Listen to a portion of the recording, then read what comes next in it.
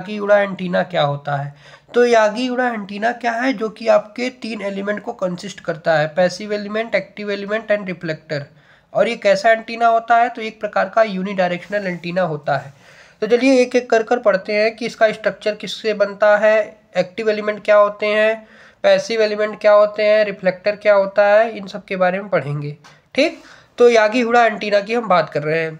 तो यागी उड़ा एंटीना है होगा तो क्या कैसा एंटीना होगा? यूनिडायरेक्शनल एंटीना होगा। क्या कंसिस्ट यानी किससे बना होगा इसका स्ट्रक्चर?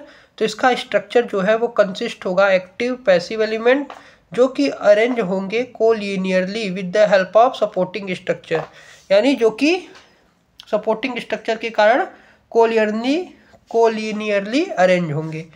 ये है इसका स्ट्रक्चर ऑफ यागी उड़ा एंटीना। अब जैसे कि मैंने आपको बताया कि इसमें 3 एलिमेंट होते हैं, मेजरली 3 एलिमेंट होते हैं। एक होता है आपका एक्टिव एलिमेंट। एक्टिव एलिमेंट की बात करें तो एक्टिव एलिमेंट क्या है? एक्टिव एलिमेंट जो होता है जो कि कनेक्ट होता है फीड से। ठीक, वहीं पैसिव एलिमेंट जो होता है वो ऐसा एलिमेंट, पैसिव एलिमेंट क्या है? जो कि फीड से कनेक्ट ना हो। यानी यहाँ पर आप देख सकते हैं कि मैंने एक्टिव एलिमेंट, पैसिव एलिमेंट यही आपको बताया था और एक रिफ्लेक्टर की बात किया था। तो यहाँ पर आप देख सकते हैं एक्टिव एलिमेंट है जो कि डाइपोल एंटीना को रिप्रेजेंट कर रहा है यहाँ पर। ठीक, और ये यहाँ पर ये रिफ्लेक्टर है, इसकी वैल्यू 0.55 लेमडा लेते हैं और इसकी एक्टिव एलिमेंट की वैल्यू 0.5 लेमडा की लेते हैं। ठीक है, जब इनका रेडिएशन बनाते हैं तो कुछ इस प्रकार से बनता है। ठीक, यानी अगर यागी उड़ा एंटीना आता है तो आप यह बताएंगे कि इसमें active element and passive element पाए जाते हैं।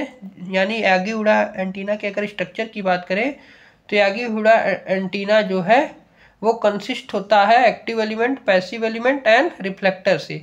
यानी consist of active passive element जो कि अरेंज होते हैं collinearly with the help of supporting structure. Active element का क्या काम होता है? तो एक्टिव एलिमेंट मतलब जो कि कनेक्ट हो फीड से, पैसिव एलिमेंट जो कि फीड से कनेक्ट ना हो।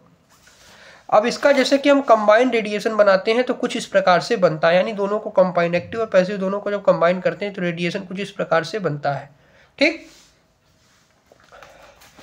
अब यहाँ पर देखिए, अब इसके आगे बढ़ते हैं तो आगे में यह बताया गया कि एक्टिव एलिमेंट का अगर हम और डायरेक्टर के बीच में अगर हमको रेडिएशन पैटर्न बनाना है तो कुछ इस प्रकार से बनेगा।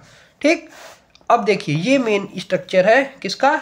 यही मेन स्ट्रक्चर है यागी उड़ा एंटीना का। देखिए यहाँ पर क्या है, यहाँ पर हमने ड्राइवर लिया D1 D2 D3, यहाँ पर एक ड्राइवर लिया और स्मॉल एलिमेंट जैसे कि D1 D2 D3, और यहाँ पर हमने लेंसेज लगा दिया, यहाँ पर हमने डायरेक्टर लगा दिया। यानी ड्राइवर जो है वो आपको एक्टिव एलिमेंट को रिप्रेजेंट कर रहा है। ठीक, यानी ये 3 एलिमेंट के स्ट्रक्चर से बनता है, एक्टिव पैसिव एंड डायरेक्टर या रिफ्लेक्टर से। ठीक, तो देखिए यहाँ पर हमने डायरेक्टर लगा दिया, यहाँ पर ड्राइवर है, यहाँ पर हमने D1 D2 D3 कुछ इस प्रकार से क्या किया, कुछ स्लिट लगा दिए, और यहाँ पर हमने मिरर लगा दिया। अब मिरर की सहायता से यहाँ पर हमने कुछ 3 प्रकार, जैसे कि 3 डायरेक्टर लिया तो 3 हमने, जैसे कि 3 हमने D1 D2 D3 लिया तो 3 हम लेंस लगाएंगे। ठीक, तो यही है 3 एलिमेंट स्ट्रक्चर ऑफ यागी उड़ा एंटीना। तो आप ये बनाएंगे कि जैसे यहाँ पर डायरेक्टर लगाएंगे, फिर डायरेक्टर के तुरंत बाद आप ड्राइवर का इस्तेमाल करेंगे, फिर D1 D2 D3 इस तरह से लगा देंगे, फिर मिरर, फिर यहाँ पर आप लेंसेज बना देंगे। ये है आपका ऑप्टिकल इक्विवेलेंट स्ट्रक्चर। इसका ऑप्टिकल इक्विवेलेंट स्ट्रक्चर कुछ इस प्रकार से बनता है। अगर हम इसकी बैंडविड्थ की बात करें यागी उड़ा एंटीना की, तो इसका लिमिटेशन क्या होता है कि जो बैंडविड्थ है वो लेस होता है, और जो इम्पीडेंस यानी जो जेड की वैल्यू है वो 72 ओम होती है। ठीक, क्या होती है? 72 होती है, जो कि मिसमैच करती है 300 ओम से। यानी यहाँ पर आप देख सकते हैं कि यहाँ पर हमने फोल्डेड डाइपोल एंटीना बनाया, यहाँ पर रिफ्लेक्टर है, यहाँ पर कुछ इस तरह से बना दिया। अब जैसे कि इसका लिमिटेशन तो यही है कि इसका बैंडविड्थ लेस होता है और इम्पीडेंस जो होती है वो 72 ओम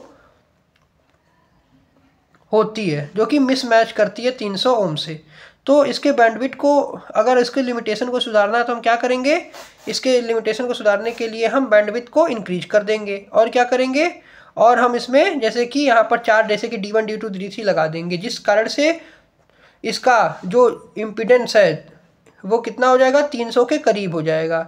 यानी इसको इंक्रीज करने के लिए हम फीड लाइन को इंक्रीज कर सकते हैं। फीड लाइन के इंक्रीज करने से इम्पीडेंस की वैल्यू इंक्रीज हो जाएगी।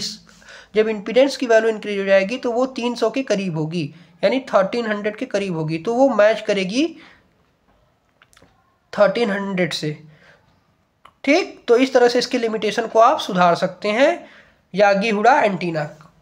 ठीक है, ये डायग्राम देख सकते हैं कि हमने फोल्डेड डाइपोल एंटीना यहाँ पर रिफ्लेक्टर बनाया है, और यहाँ पर हमने क्या किया, यहाँ पर फीड लाइन को क्या कर दिया, बढ़ा दिया। फीड लाइन के बढ़ाने से इम्पीडेंस की वैल्यू भी बढ़ गई, और बैंडविड्थ की वैल्यू तो छोटी बैंडविड्थ की वैल्यू क्या है, जैसे बैंडविड्थ को बढ़ाना है तो हम बैंडविड्थ को इंक्रीज कर सकते हैं, और इम्पीडेंस को बढ़ाना है तो हम क्या करें, फीड लाइन को इंक्रीज कर दें, यानी ये जैसे D1 D2 D3 की वैल्यू को बढ़ा दें।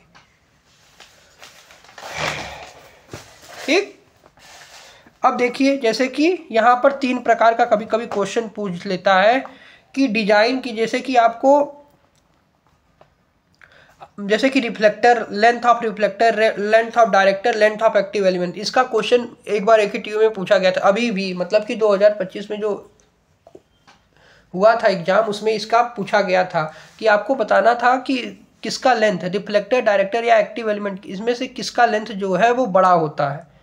तो देखिए लेंथ निकालने की, जैसे कि हमको लेंथ ऑफ रिफ्लेक्टर निकालना है तो उसके लिए हम फार्मूला यूज करेंगे 492/f। एफ को हम मिली हर्ट्स में लेंगे तो इसकी वैल्यू आ जाएगी जो कि फीट में आएगा। अब इसी को देखिए, फ्रीक्वेंसी की वैल्यू अगर हम कितना लेते हैं, रिफ्लेक्टर की केस में फ्रीक्वेंसी की वैल्यू हम 2000 लेंगे तो इसकी वैल्यू फीट में आएगी, कितना आ जाएगी, यानी 492/200 फीट आ जाएगी। वहीं अगर हम लेंथ ऑफ डायरेक्टर की वैल्यू निकालना है तो उसको आप 461.5 से क्या करेंगे, 461.5 डिवाइडेड बाई एफ जो कि मिली हर्ट्स में लेंगे। इसकी वैल्यू हमेशा 2000 ही लेंगे, यानी 2000 ही लेंगे। जब इसको 2000 से करेंगे तो इसकी वैल्यू हो जाएगी 461.5 डिवाइडेड बाई 2000 फीट। उसी तरह एक्टिव एलिमेंट का जब आप फ्रीक्वेंसी निकालेंगे तो उसको आप 478/f से डिवाइड करेंगे। एफ की वैल्यू भी यहाँ पर 2000 लेंगे जो कि फीट में आएगी। तो जब आप ऐसा करेंगे तो ऐसा करने पे आपको लेंथ ऑफ रिफ्लेक्टर की वैल्यू ज़्यादा मिलेगी as compare to length of active element as compare to director, यानी डायरेक्टर का लेंथ सबसे छोटा होगा और रिफ्लेक्टर का सबसे बड़ा होगा। तो ये क्वेश्चन कभी कभी पूछता है कि डिजाइन करिए आप यागी उड़ा एंटीना को और उसके लेंथ को आप बताइए कि रिफ्लेक्टर का लेंथ बड़ा है कि डायरेक्टर का कि एक्टिव एलिमेंट का। तो इस क्वेश्चन को इस तरह से सॉल्व करेंगे। तो जब आप सॉल्व करेंगे तो यहाँ पर आप ये हमेशा लिखेंगे कि जो लेंथ ऑफ रिफ्लेक्टर होता है वो हमेशा बड़ा होता है एक्टिव एलिमेंट और डायरेक्टर से। ठीक, तो ये था आपका यागी उड़ा एंटीना के बारे में। अब इसके अगर एप्लीकेशन की बात करें तो एप्लीकेशन में हम इसका मेनली यूज करते हैं हाई फ्रीक्वेंसी एप्लीकेशन में टू बिकम बल्कि एट द लो फ्रीक्वेंसी, यानी हाई फ्रीक्वेंसी एप्लीकेशन में इसका इस्तेमाल ज़्यादातर किया जाता है। और इसमें पॉइंट टू पॉइंट कम्युनिकेशन होता है। इसका इस्तेमाल हम टीवी ब्रॉडकास्टिंग में करते हैं या बेस बैंड स्टेशन में करते हैं। मिलते हैं नेक्स्ट वीडियो में, तब तक के लिए good bye. Thanks for watching this video.